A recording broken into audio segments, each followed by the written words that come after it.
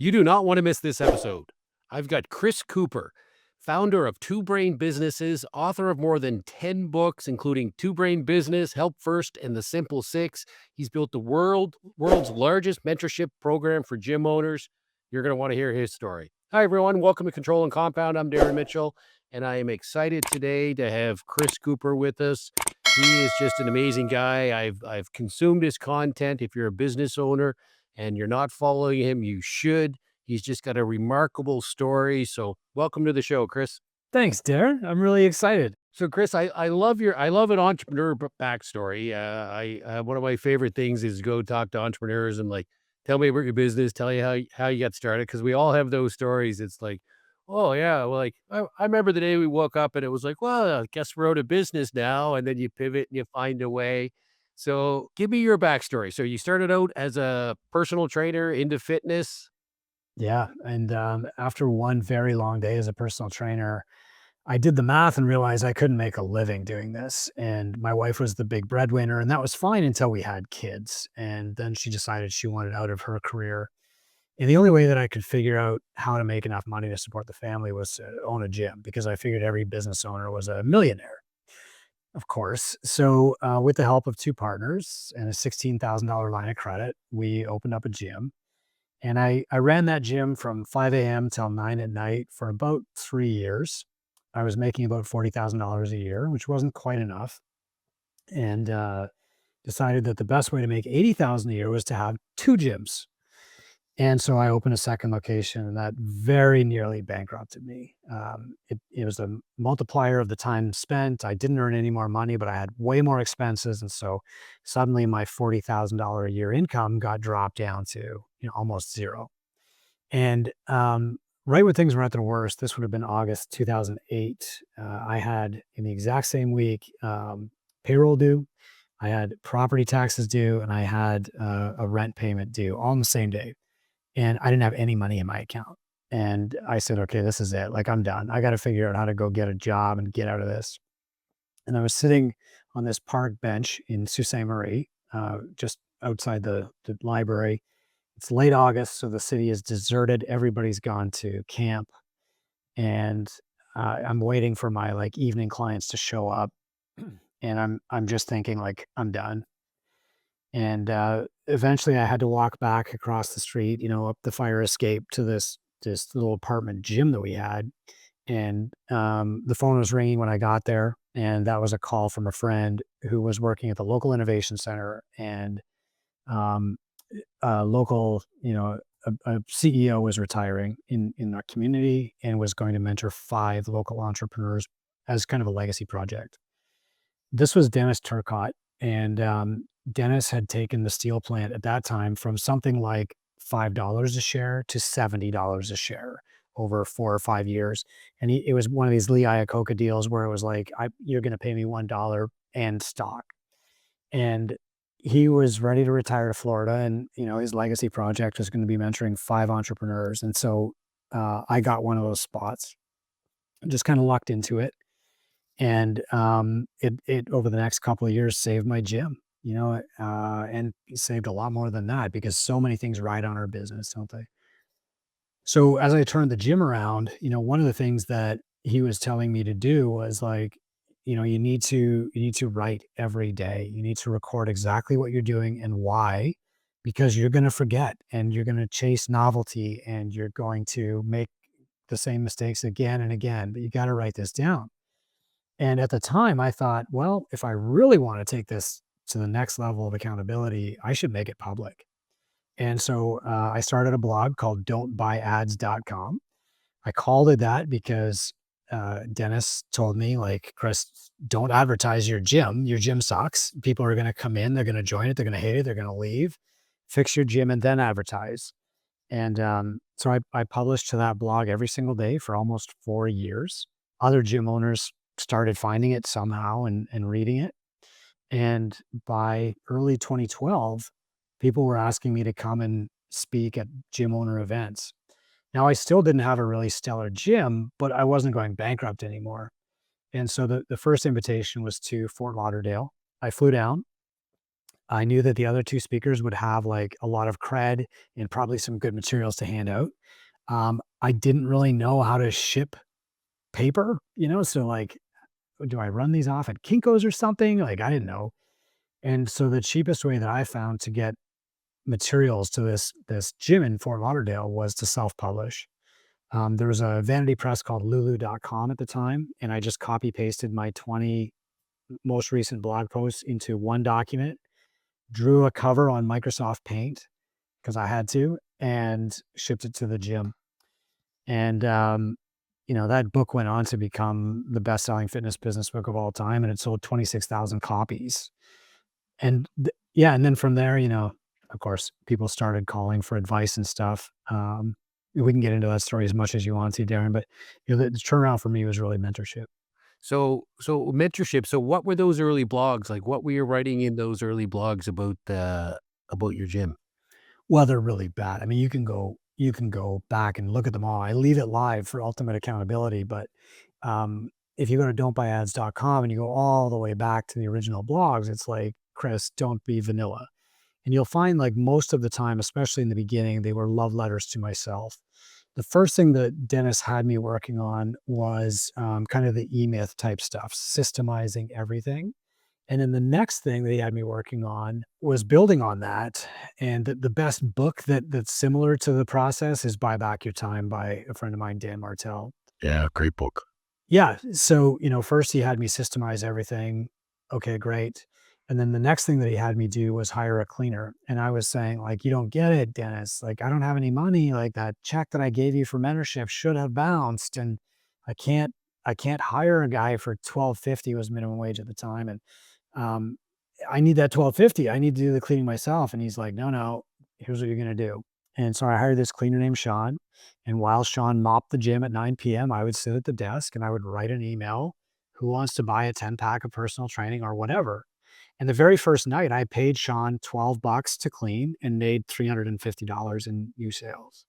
And the light bulb started to go on. And that's what I was doing on the blog. And if I wrote a new like contract for a staff person, if I wrote a new like SOP or a checklist for cleaning, I just put it on the blog, and so that I could find it easier. And then gyms started looking at the blog, downloading it, thank you, and I would just keep publishing more and more stuff.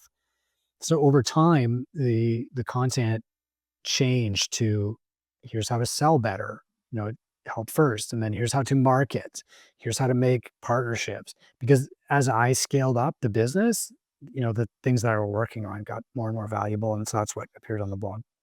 I love that. So I've been in business. It'll be 20 years in February, and Congrats. I remember I had a coach early on. He had me sit down and say, "Okay, how much do you make when you're doing what you're good at in front of a client?" And we did the math, and then, "Well, how much are you making?" I was a one person shop at the time, right? How much are you making filling out paperwork and doing filing and that? And then it was like, why don't you contract this out for 15 or 20 bucks an hour or whatever? But yeah, it was the time. It was like, I don't have the money, but then it freed up my time to do what I'm good at. That's awesome. So I want to fast forward to today. So your business, Two Brain Business, one of the most respected entrepreneur membership platforms around for gym owners. So what was the original vision for Two Brain, and how's that evolved to help you work with literally thousands of business owners?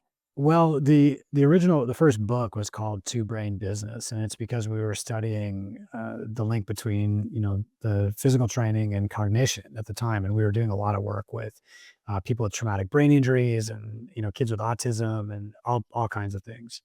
So it was kind of like what I was thinking about at the time. Call it Two Brain Business, and in 2012, we got scooped up by a software company.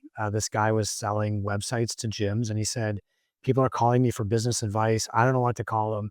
Why don't we start selling like mentorship or coaching or something to them together, and I'll give you $70 an hour." And that was my personal training rate at my gym. But I thought, like, well, this is a lot easier. I'm going to sit in my chair and I'm going to give advice. And quickly I got full.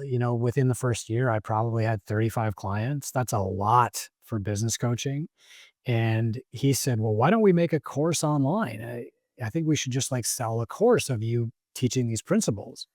So we came up with the 10 most common things and we built a course. And the first weekend, we split the revenue and I made $13,000 in a weekend. And I thought, that's it. Like I'm rich. I can't believe this. It's amazing. And so immediately he's like, we got to build part two of the course. Let's go. And I was so excited. And after about 3 weeks, I started calling the people who had purchased the course and saying, wow, what was your biggest win? What did you learn? What was the most valuable part? And all of them said, nothing. We didn't do it. Yeah, we bought that thing, but I haven't really opened it yet. Or, yeah, I went through it, but I haven't applied any of it. And I, hit the brakes, hit the big red button, stop the presses. We're not selling this anymore. It's not getting a result. And so the software guy said, what are you talking about? You're insane. Like, just sell the next batch. And I said, no, it doesn't work. Like, I have to sell mentorship. And that's where we parted ways. And so I just did it by myself for a while. And then in 2016, launched twobrainbusiness.com. Immediately got up to about 56 clients myself. I was absolutely buried.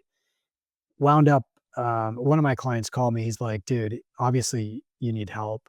I will help you. Let's pick one more of your best clients, figure out like how we can share revenue and we'll start taking them on. And now that over time has kind of like, become this iceberg of about 63 mentors worldwide. We still work one-on-one with every gym owner. There's 1,000 that we allow into the program at once. We've got about 2,700 alumni. That's awesome. So Thank you. I read in one of your blogs or books or listen to your podcast, I forget now. You had a line that said, "Businesses don't fail because of bad people; they fail because of bad math." Yeah. Yeah. So, unpack that for me, because again, I like your. I'm a personal trainer, therefore I'd be a great gym owner. I'm a good salesperson. I'd be a good sales manager. I can sell cars. I should own a car dealership. But I find so many entrepreneurs, it's night and day, those two jobs. So, well, actually, why don't we pivot here, because I really want to get into some takeaways that I think people can learn from this podcast, because I love the book you wrote, The Simple Six, Sure. and it Yeah. and it was kind of going through the metrics, and yeah, it was, could be gym owners, but it's every business out there. It was the same thing. And we have a scorecard. We talked earlier about EOS. We have a scorecard, and we measure very similar things in our business every single day. And it's like, once you know your numbers, then you can just manage the numbers. So let's dig into the Simple Six. Sure. So tell me about when you wrote that book, and what was the rationale, and then actually we'll get into the six things. Okay. So I'm just going to start with the math part, if you don't mind, Darren. Sure. Oh So yeah. it's, we all get into our business because we're passionate about the thing. I was passionate about fitness. And we tell ourselves that if we are the best fitness trainer around, if we are the best hairdresser around, the best baker of the donuts, then we will have a successful business. That is not true. The skill set of owning a business is dramatically different from the skill set of personal training or hairdressing or donut making. And so what happens at some point is every entrepreneur figures out, uh-oh, what is this profit and loss thing that this bookkeeper person just gave me? And suddenly they realize, like, I have to know math. And there's the second thing that they think is, I hate this.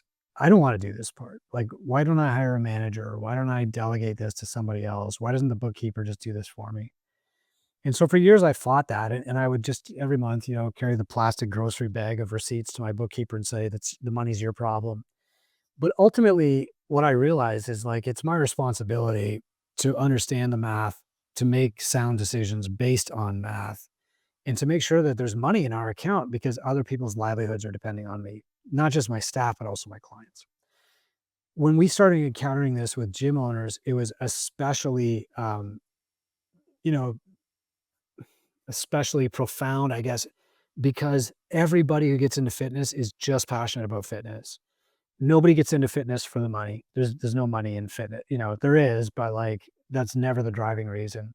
And nobody quits fitness for any reason other than the money. They always get in it because they've had, a fantastic result, a life-changing experience, and they want to give that to other people.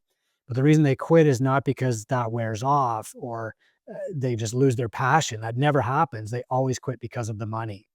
And so what we wanted to do is give people a matrix or a simplified way of understanding their business without becoming an accountant. Even if they don't understand a profit and loss statement, they can understand the 6 basic metrics that we teach. And these became the simple 6. And then over time, this evolved into our mentoring methodology. So now every single month, a mentor looks at your simple 6 metrics and says, well, that one's the weakest. That is our biggest opportunity to grow. Or, hey, you're above the curve on this one. That is a massive opportunity for you to like really flex into that. And so our mentors use the simple 6 to diagnose and prescribe to all of our gym owners. And then the gym owners improve one metric at a time, to infinity. And that's how we grow gyms. So, yeah. And so the metrics, I wanted to make them simple and easy to remember. So the first thing is client head count. How many clients do you have? We just call that head. The second thing is average revenue per member. Okay. So, like, what is the average client worth to you monthly? That's ARM, ARM. The next is length of engagement. How long does a client stay with you? That's a multiplier. And we call that leg, length of engagement. So, you've got head, arm, leg. Then you've got effective hourly rate, meaning are you doing CEO level work? How much are you earning per hour? We've got ROI. What are you getting back from your expenses? And you've got a net owner benefit, which is like, your total take between profit, salary, your business pays for your cell phone, stuff like that. So those are the simple 6 metrics. And we try to improve each in turn and then go back to the start. Yeah, like I said, I love that because it basically applies. I don't care if you're a real estate firm or you're any other business, unless you know those metrics or some slight variation of those, depending upon the business. It's going to be pretty hard to be profitable. Um, when you start, I mean, a lot of people don't track them, but where do you see the biggest for someone right now that's a business owner or a gym owner that's kinda stuck in the weeds, what's the starting point for them to get out of the weeds? Like, I find so many business owners are so overwhelmed, maybe they haven't done their taxes, they haven't tackled the things they know they need to tackle because 'cause they're so busy working on the gym. What would be the first step for them? I would start with ARM. Most entrepreneurs that I know set their prices before they knew anything about pricing, myself included. And so we underprice ourselves and we think we're going to make it up in volume. We just need more clients. And so when I meet them for the first time, they always say, I need more clients. So the first thing I said to my mentor, Dennis, too, but what they actually need is to fix their pricing so that the clients that they have are paying them what they should be. And then all new clients will also be paying what they should be. When you add new clients, you add new costs. I mean, if you're selling a product, obviously, like there's some manufacturing costs. If you're selling a service, like most of us are, there's staffing costs. You got to add more hair gel. You got to add more floor space, right? But when you increase average revenue per member, there's no additional costs. And so all of that gain falls straight to your bottom line. And what that does is it creates a bigger margin. And you can use that margin to hire people like you and I did. You can use that margin to, take home and feed your family like I wasn't doing in the first couple of years. You can use that margin to buy you headroom so that you can think with clarity instead of panicking over where's the next 3 clients going to come from. And we talked briefly before we started recording here, and we're both big fans of that first hour or 2 in the day. You actually you wrote a book on it. So again, as an entrepreneur, I find if I can do stuff before the day starts, that's when I'm creative, and that's when I can really work on the business. Tell me about the golden hour and why you think it's so important for entrepreneurs. Sure. So we take a lot of data from our gyms, and what we noticed over time was that we had about 12.5% of our gyms were getting results 8 times faster than like the bottom 12.5% of our gyms, and like 4 times faster than everybody else. And so that equated to 125 gyms. And I looked at, here's what their mentor told them to do. And I looked at the result and it wasn't different. And like they had the same mentors, they had the same tools, tactics, strategies, everything. Why were they outperforming everybody else by 400%? And so I actually started going around in person and talking to them and saying, like, what are you doing that's different? And what was really unique is they had something in common with me that I didn't even identify as special or unique. And that was every day they do one thing to grow their business before they do anything else. So they get up in the morning and before they check their email, get on Instagram, go into the gym, open up the coffee shop, they sit down and they do one thing that's going to actually grow their business. And then they get on with their day because they know if they don't do that first, their day's gone. They'll work from 5 a.m. till 9 p.m. And at the end of the day, their spouse will say, "Hey, what'd you accomplish today?" And they'll be like, "I don't know. I was super busy, but I can't tell you one thing that actually made a difference." So what we did with the golden hour was we just codified that. And so we made it really simple for people to understand. We created a golden hour acronym and we started running challenges for entrepreneurs. So anybody can do this. You just go to goldenhourchallenge.com. It's free. There's videos of me telling you exactly what to do and everything. Um, but the golden acronym, Darren, is like go to a room where you can focus. So go to a place with the door that closes for me. Open your mind with some written meditation. Just basically get the crap out, like brain dump. Sometimes I wake up mad. You got to get rid of that before you can think clearly. And then lead with marketing reps. So, each day of the week, they have a different marketing rep to do. One day might be produce a podcast. One day might be like post 3 times to social media. One day might be like follow up with 10 leads, etc. D is do your projects. So these are the big things that like are important, but not urgent enough to draw your attention at noon when you're tired. E is end at the hour so that you're always leaving with a little bit more to do and you know where to start tomorrow. And then N is next steps. Make a checklist of what else you want to get done for the day.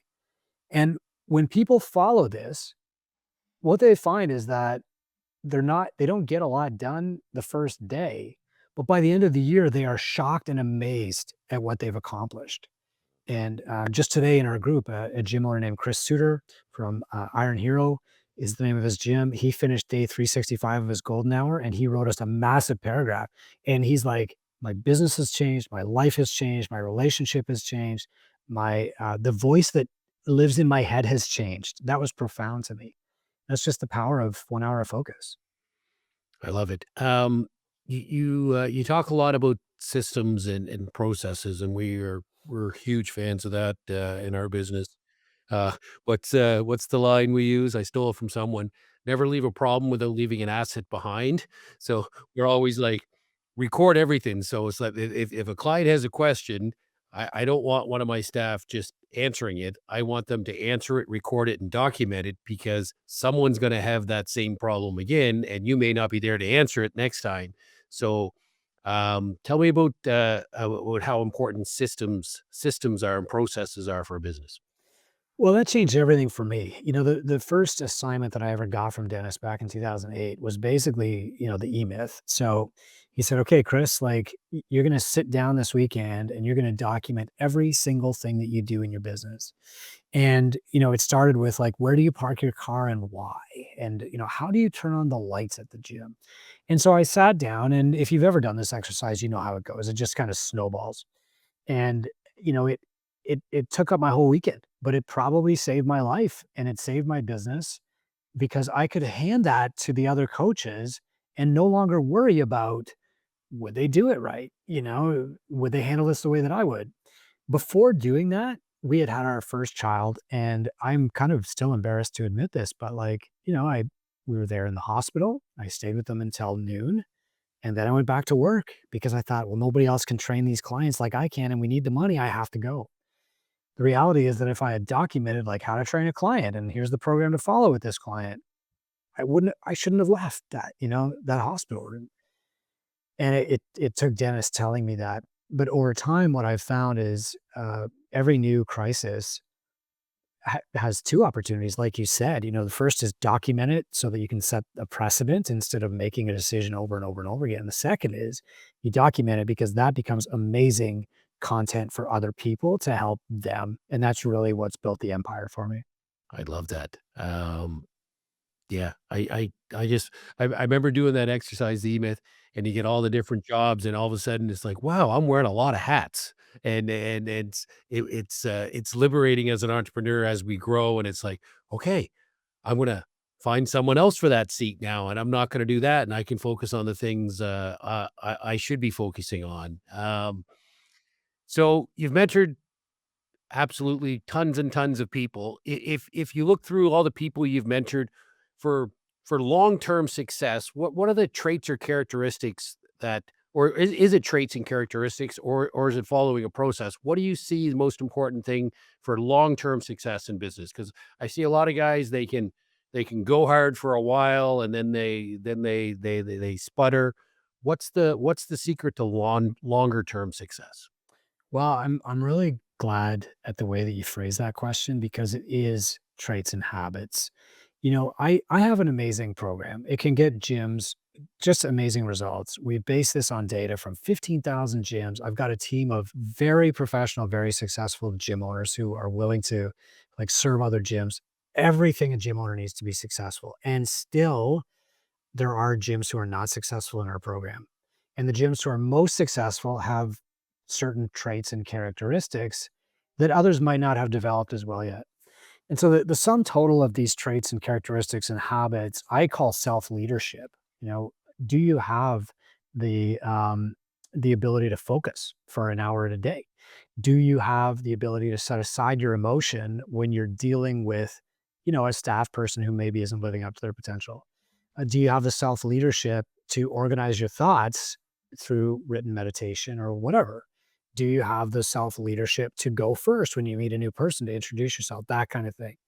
And the people who practice these habits, focus, emotional regulation, resilience, grit, obviously all those things, they usually wind up being successful. It might take them a while to learn the tactics and the strategies to grow their business, but they're going to stay in the game long enough to learn them. The people who just want to say, how do I get more leads? How do I get more bodies in the door? How do I get more heads in beds? And they lack that self-leadership, Darren, they're not gonna make it. They're just gonna run out of steam. They're gonna burn out, they'll give up and sell. And that's a shame because Canada needs entrepreneurship, to save us from a lot of these problems that we're in. On the other hand, if somebody realizes that entrepreneurship is not for them, quite often that becomes a bigger opportunity for a better entrepreneur to buy them out. In my case, I bought a few buildings, because of that, and the better entrepreneur just provides more jobs, better jobs, and serves more people. So, what one way or the other.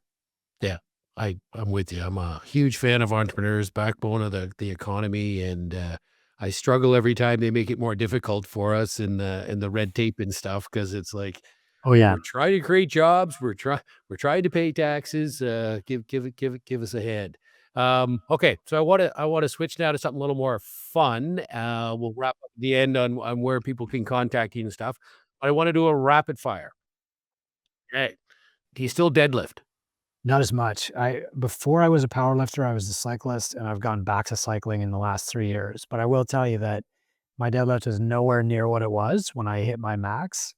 Because I don't have the motivation to lift that heavy anymore, but it's high enough that, it really helps on the bike. So, Very cool. What's one book every entrepreneur should read besides one of your own? yeah, probably either the E-Myth or Good to Great. I still read Good to Great every single year. The one I have like 5 that I keep on a shelf that I give out to people when they come and visit me at the Two Brain headquarters. I won't go into all of those, but, The Go Giver is also Yeah. amazing if you're struggling with marketing. I gave out about 200 Go-Givers, and the E-Myth would be number 2 of the ones we've given out. Oh, really? Big fan of those, yeah.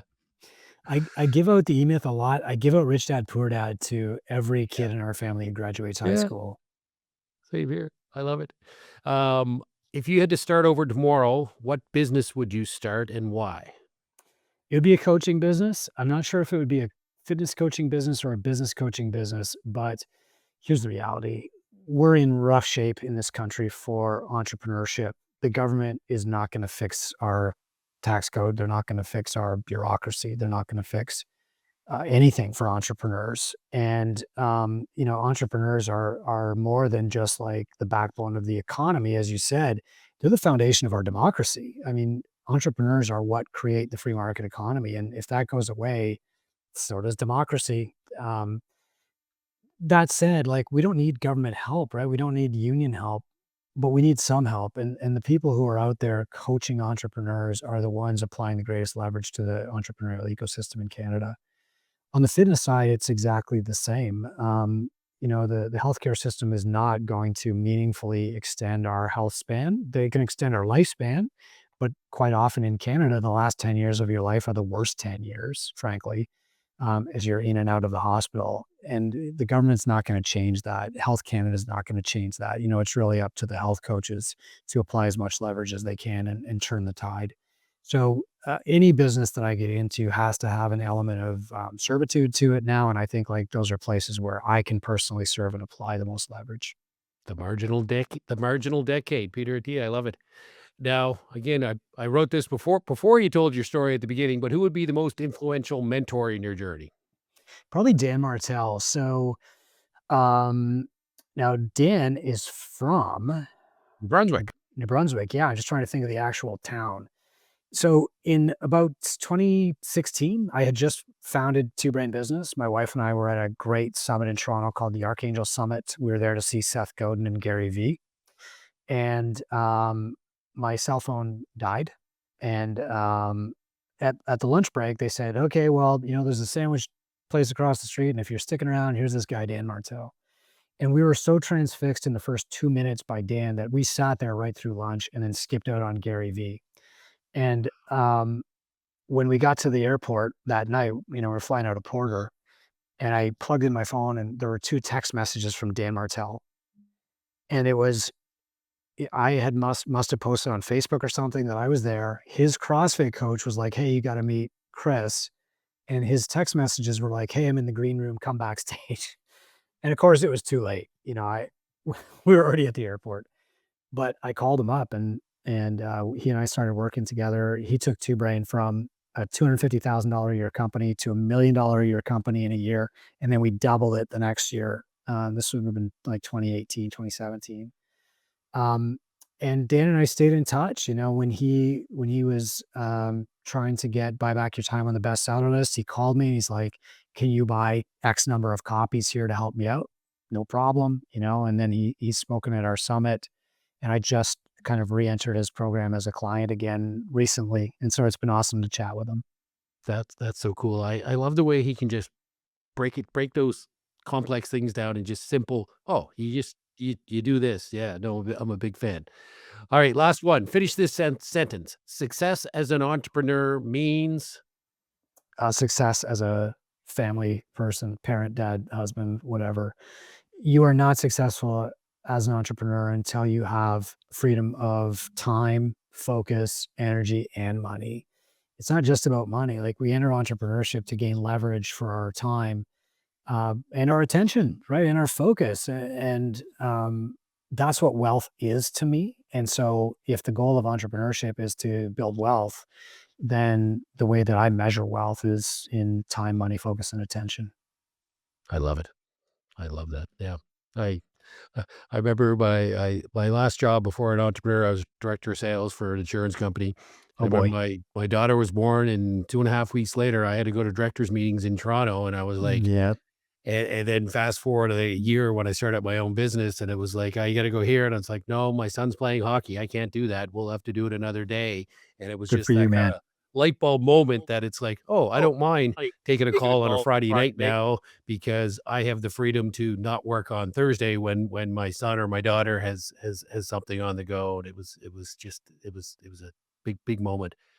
You Okay. you reminded me of a great story Yeah. there, Darren. So 2 years ago, we had a meetup down in Fort Worth, Texas, and my son was on a hockey team, and they were playing this tournament in North Bay. And I mean, nobody except people listening to this podcast is going to know where North Bay is, but it's in the middle of nowhere.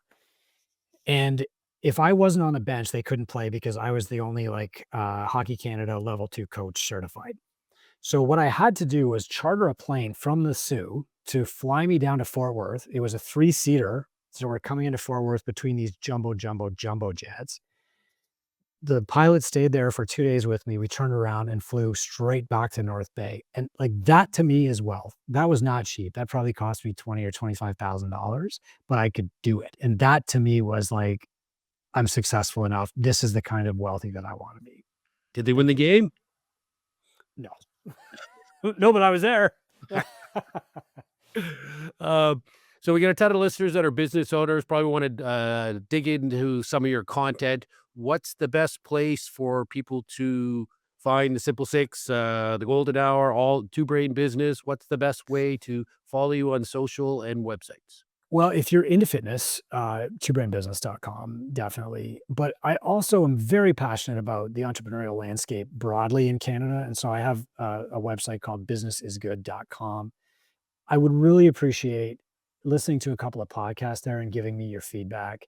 We get into deep subjects like how to fix the healthcare system, and I put a lot of work into interviewing physicians and usually a podcast episode on that show takes a couple months to put together.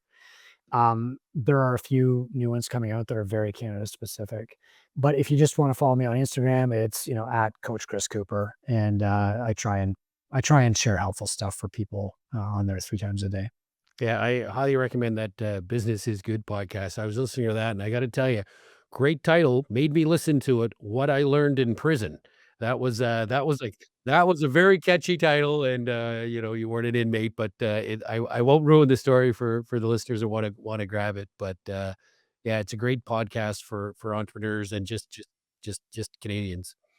All right, Chris, this has been an absolute pleasure. I appreciate your time. We'll put all those links in the show notes.